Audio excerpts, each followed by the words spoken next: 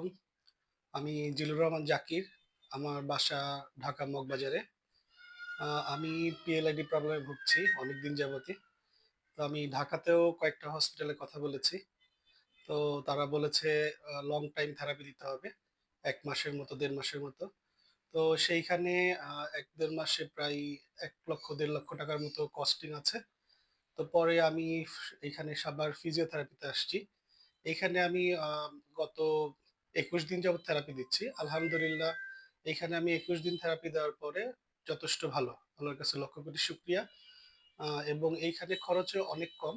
আমি ২০ থেকে ৳২৫,০০০ টাকার মধ্যে আলহামদুলিল্লাহ কমপ্লিট করতে পেরেছি।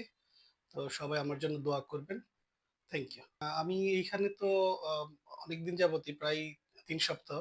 তো আলহামদুলিল্লাহ এখানের সার্ভিস অনেক সুন্দর এবং যারা এখানে আমাদেরকে থেরাপি দেন, তারা সবাই এক্সপার্ট এবং তাদের হাতের কাজ অনেক ভালো।